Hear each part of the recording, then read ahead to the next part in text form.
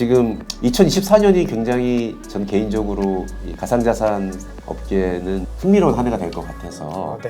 꾸준히 관심을 갖고 너무 가격에만 얽매이지 말고 예.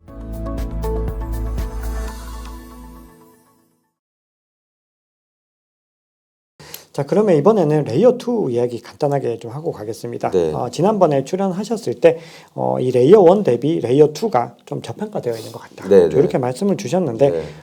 현재까지도 좀 저평가되어 있다고 보고 계시는지. 그런 것 같아요. 그러니까 이제 저평가라는 거를 우리가 어떻게 평가를 하느냐에 따라 다르겠지만은 사람들이 이제 그 TVL 대비 시가총액을 많이 이제 또 보거든요. 네, 최근에는. 맞습니다. 그래서 TVL이 일종의 뭐 그 쓰임새를 나타내는 지표로 사용할 수가 있으니까. 네.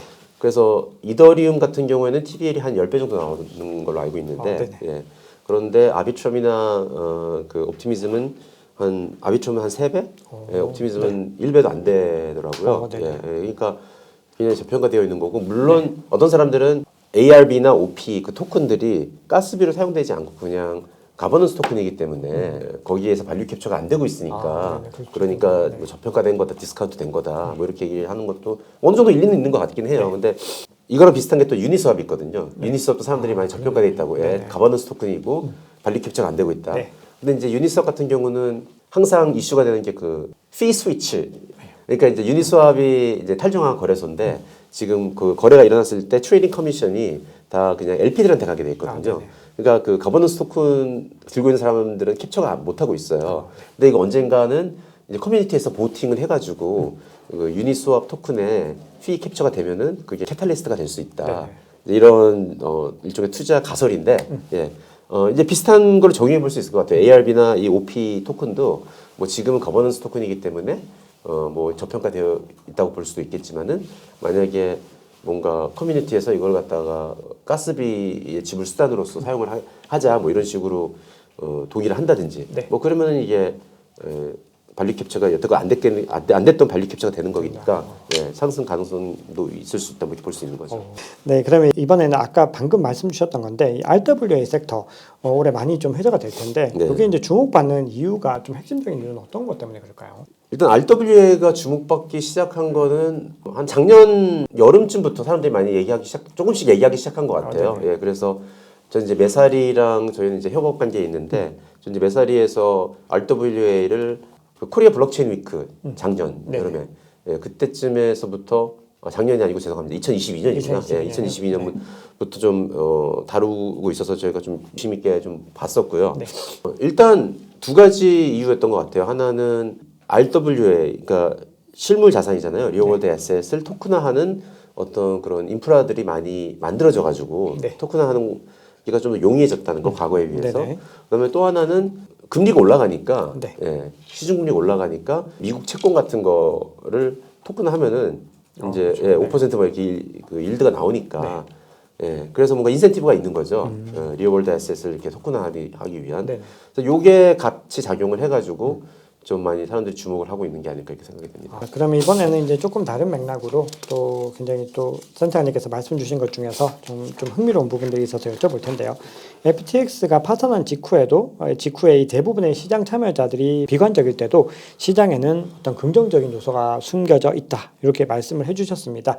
반대로 현재 비트코인 상승 기대감이 큰 시장에서 또 부정적인 요소가 감춰져 있다. 이런 말로 다르게 해석을 또 할 수도 있을 것 같습니다. 그럼 지금 현 시점에서 투자자들이 좀 주의해야 될 부정적인 요소 어떤 것들이 있을까요? 그 아까 말씀드린 그 하드랜딩 시나리오, 매크로에서, 매크로에서 일단 요거를 주의해야 될 것 같고요. 그 다음에는 가능성은 하드랜딩 시나리오보다는 낮지만은 이제 거꾸로 반대죠. 이게 경기가 더 과열돼가지고 다시 연준이 긴축으로 돌아서는 매파적인 돌아서는 뭐 이런 시나리오도 항상 염두에 둬야 될 것 같고요. 그다음에 또 한 가지는 이제 미국 대선이 있을 것 같아요. 예, 그래서 미국 대선이 11월에 있는데 지금 바이든 정부가 이게 이상하게 크립토를 약간 정쟁화 해버렸단 말이죠. 예, 전혀 그래야 될 이유가 없는데 그렇게 되어버렸고 거기에서 가장 큰 힘을 발휘하고 있는 게 이제 엘리자베스 워런 의원인데. 이게 그 내용을 보니까 그런 거더라고요. 이 바이든이 이제 대통령 그 후보였을 때 자기네 그분의 그 정치 커리어는 대부분 이제 그 외교 쪽으로 많이 있었기 때문에 미국 국내 어떤 커넥션이나 서포터가 별로 좀 약했고 그래서 그 부분을 엘리자베스 워런이랑 결탁을 해가지고 네. 그러니까 엘리자베스 워런이 뭐 쉽게 얘기하면 내가 대통령 만들어줄 테니까 이 미국 내 정책에 대해서는 내가 좀 입김을 내겠다. 굉장히 실세였네요. 예, 이런 타협을 한 것 같아요. 예, 제가 어디서 읽은 건데 네. 그렇기 때문에 지금 백악관 안에 있는 여러 가지 그 미국 국내 정책에 대한 키 인사들은 다 엘리자베스 워런이 정하고 있거든요. 그러니까 너무 지금 뭔가 영향력이 예, 예, 영향이 굉장히 세게 돼 있어요. 그래서 뭐 게리 겐슬러도 그렇고 만약에 바이든이 재선이 되면은 이 상황이 계속 유지되는 거잖아요. 예, 그래서 이 상황이 유지되는 거랑 이 상황에 변화가 생기는 거랑 두 개 중에 어느 걸 선택하라 그러면 업계 종사자로서는 이 상황이 변화하는 걸 원하기 때문에 예, 저는 아무래도 이제 공화당 쪽을 이 대기를 발해야 될 것 같고요. 이 업계 종사하는 사람으로서는 아무래도 거의 대부분이 공화당을 좀 지지하고 있는 것 같습니다. 이 업계 사람들이요. 그렇죠. 업계 사람들은 어쩔 수 없이. 그러니까 트럼프의 호불호가 있긴 하지만은 맞습니다. 일단 지금의 이 바이든 정부의 정책, 이 엘리자베스 워런의 입김 이런 걸 좀 뭔가 멈추기 위해서는 이게 좀 변화가 있어요. 백악관 내에서 뭔가 변화가 있어야 될 것 같아요. 네, 그래서 요즘에 보면은 이렇게 매체들에서도 트럼프가 당선되면은 어디까지 간다 이런 또 기사들이 많이 나오거든요. 네. 그만큼 지금 이게 어떤 그런 영향들이 네. 좀 많이 지금 언론에서도 좀 네. 가미가 되고 있다라는 생각들을 좀 많이 했습니다. 네, 최근에도. 네. 자, 그럼 이번에는 이제 얘기가 나왔으니까 규제에 대한 이야기들을 좀 해보겠습니다. 지금 IOSCO가 3대 국제 금융 감독 기구 중에 하나인데. 어떤 증권 시장의 효율적인 규제를 논의하는 국제 기구입니다. 자, 코비 보고서에서 이 CDA 권고안에 대해서 5가지 시사점을 도출해 주셨는데 간단하게만 좀 소개 부탁드리겠습니다. 네, 그러니까 이 IOSCO라는 이제 기관이 전 세계 SEC와 비슷한 기관들, 규제 당국, 우리나라 같은 금융이나 금감원 이런데 이제 공고안을 이런 식으로 규제를 해라. 일종의 레코멘데이션을 이제 준 거고. 뭐 그걸 다 따라야 되는 건 아니지만은 이제 참고를 많이 해볼 수가 있는 거죠.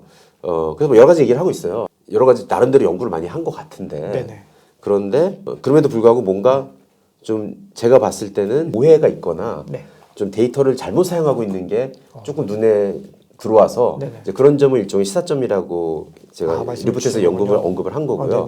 이제 그 5가지를 얘기하면 뭐냐면은 이 리포트에서는 일단 이 규제를 이 가상자산 시장을 규제해야 되는 이유를 손실을 방어하기 위해서라는 식의 어떤 문장이 있어요. 그러니까 뭐를 예로 들고 있냐면은 좀 저는 황당했는데 2022년 말에 그 주요 가상자산 앱들 로빈후드나 뭐 이런 것들의 그 회원들 계좌를 봤더니 다 손실이었다. 그러면서 이러니까 이건 위험한 거고 이거는 막아야 된다. 이래서 규제해야 된다. 이런 식의 논리가 있어요. 일단 말이 안 되는 논리입니다. 일단 기본적으로. 그러니까 2022년 12월에 그 기준으로 하면은 이거는 주식한 사람도 다 손실을 보고 있었고요. 예, 그때 다 마이너스거든요. 이제 그런 거 있고요. 그리고 이제 규제의 목적은 사실 우리가 뭐 손실을 방어하기 위해서 하는 게 아니고, 예, 그거는 손실이나 이런 것들은 투자자 스스로 판단을 하는 거고 공정성을 확보하는 게 규제의 목적인데. 이런 거를 간과하고 있더라고요. 그래서 너무 좀 황당해가지고 저는 이게 언급을 했었고요. 그다음에 또 이제 뭐 인플루언서의 규제를 언급을 하고 있는데 이 인플루언서의 규제는 물론 인플루언서가 뭐 여러 가지 눈에 띄기는 많이 하지만은 이건 사실 주식시장에도 있고 특히 이제 우리가 게임스탑 사태에서 봤잖아요. 그 뭐죠? 그 로링 키팅가 뭔가 그 사람 키 뭔가 맞습니다. 그 사람이 개미들의 어떤 운동을 이끌었던. 그렇죠. 예. 그래서 결국 그 사람도 뭔가 재판이 있었던 걸로 아는데 결국에는 무혐의로 끝났거든요. 왜냐하면 이걸 뭔가 입증하기가 되게 어려워요. 그리고 개인적으로 뭔가 이득을 취한 게 아니고 오히려 자기도 손해를 봤으니까. 예. 그러니까 이런 것들을 마치 뭔가 가상자산 시장에만 존재하는 뭔가 나쁜 거 이런 식의 논조로 좀 써 있는데 그렇지 않다는 거죠. 이거는 주식시장에는 어디나 다 있는 거다. 그 규제 내용을 보면은 대부분이 중앙화된 사업체들, 코빅 같은 거래소나 뭐 이런 데를 규제해야 된다는 내용인데 끝에 가서 이제 탈중앙화된 데도 규제를 해야 된다 이렇게 써 있는데 어떻게 하라는 얘기는 안 써 있어요. 이제 그거는 각 관할권에 맡기겠다 이렇게 돼 있어요. 근데 그게 탈중앙화된 뭐 덱스라든지 이런 거 규제하기 되게 어렵거든요. 가장 어려운 거. 그러니까 어려운 거는 니네가 알아서 해 약간 이런 식이라서 그래서 그거 좀 약간 좀 무책임하다 그럴까 약간 좀 황당한 것 같아가지고 그래서 언급을 했고요. 그다음에 이제 도산경리를 요구하고 있어요. 도산경리는 이제 일종의 거래소나 또는 어떤 커스터디 업체나 이런 회사들이 이제 고객의 자산을 수탁을 했을 때 만약에 이 업체가 망하면은 망하더라도 그 고객의 자산은 업체의 채무로 보지 않기 때문에 네. 파산 과정에 귀속되지 않게 하는 네. 이제 그런 어떤 법적 스테이터스를 얘기하는 건데 법적 네. 지위를 얘기하는 건데 이제 이거를 권고를 하고 있어요. 근데 이제 우리나라 같은 건 도산정리의 그 개념이 아직까지 그렇게 잘 법제화되어 있지 않아 가지고 네. 한국 같은 경우는 이제 이게 좀 많이 시간이 걸릴 것 같고요. 어떻게 이제 구현을 네. 할지.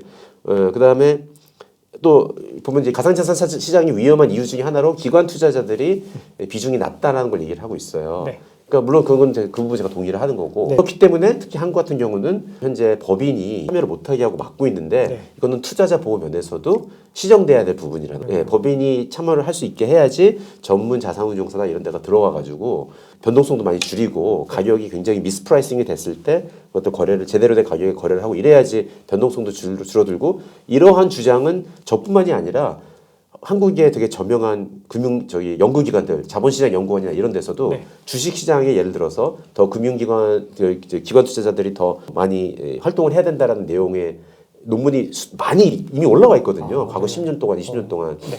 그러니까 이건 이미 다 아는 사실인데 그런데 왠지 이 가상자산 시장에서는 그런 어떤 연구나 이런 거 다 무시한 채 아직까지도 법인 진입을 막고 있는 거죠.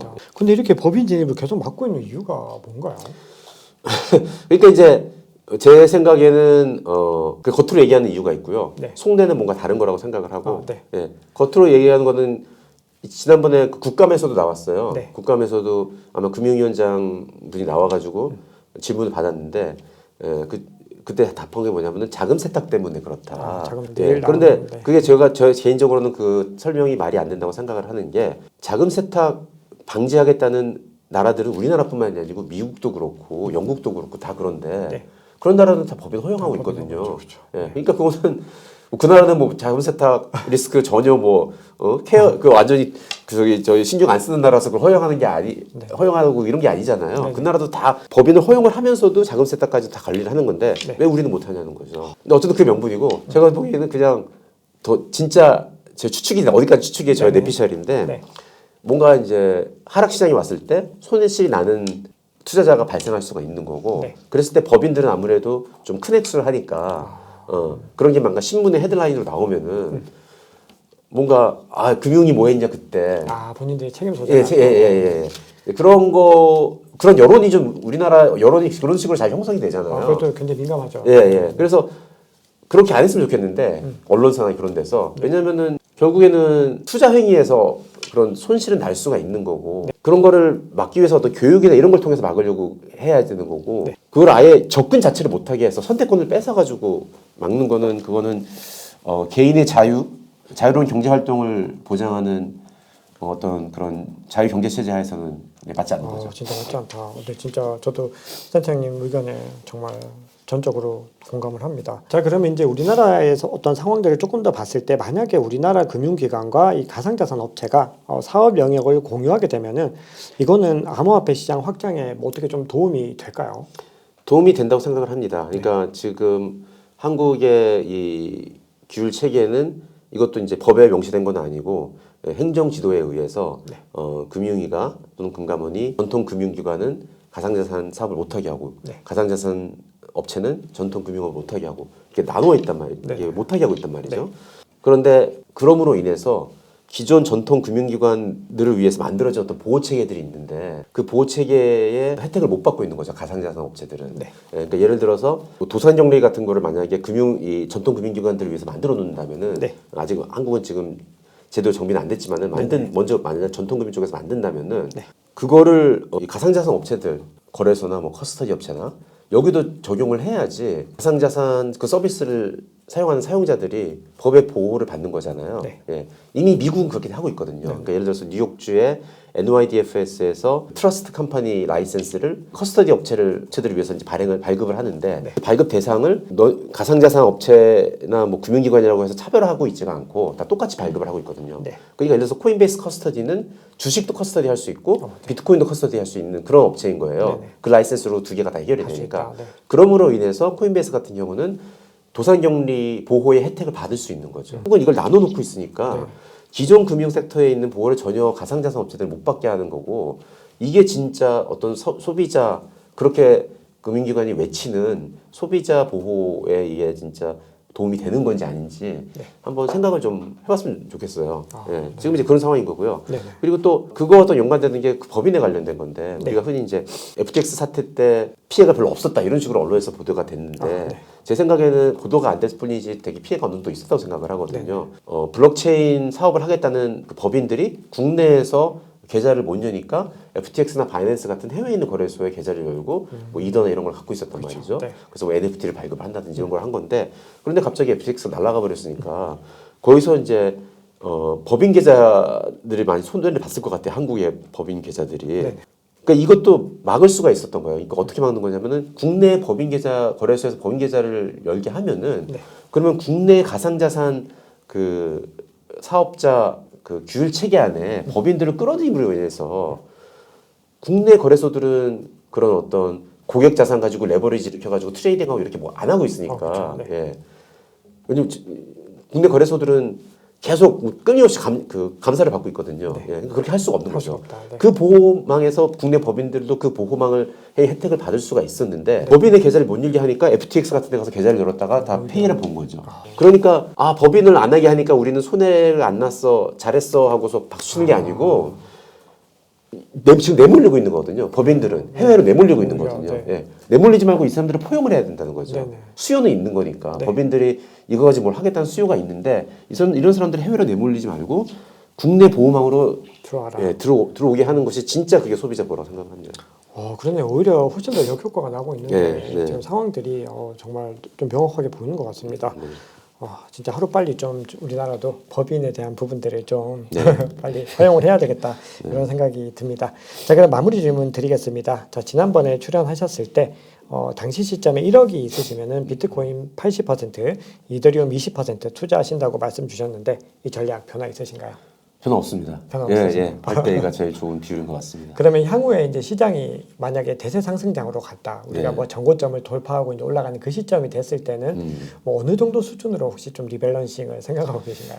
그러니까 이제 이게 비트코인하고 이더리움이 같은 페이스로 올라갈 것 같지는 않거든요. 네. 예, 근데 만약 과거의 패턴대로 된다면은 이더가 더 많이 올라가니까 네네. 그러면은 한 1년 후에는 지금 8대2로 시작을 해도 6대4 정도 돼 있을 수가 있는 거죠. 이미 그냥 그대로 둬도 그리고 밸런싱이 더도 달라진다는 예. 거죠. 네. 그러면 이제 8대2로 다시 리밸런싱을 해야 되니까 네. 그거는 이제 이더를 팔고 어, 비트를 사서 다시 8대2로 만들어 내야 된다는 거죠. 그러면 센터장님은 역시나 비트코인 80이라는 그 비율이 가장 좋다. 네, 그렇게 그건 생각합니다. 중요하다. 예. 네네, 맞습니다. 우리 특히나 또 우리 많은 투자자분들이 아마 그때 되면 알트코인에 굉장히 많이 투자를 하실 텐데 그렇죠. 네. 그럼에도 비트코인을 늘 유의미하게 보유하고 있어야 된다. 이거는 이 시장의 투자에 좀 진리에 가깝지 않나 그렇게 생각을 합니다. 네. 자, 그럼 마지막으로 저희 채널 구독자분들께 당부의 말씀 부탁드리겠습니다.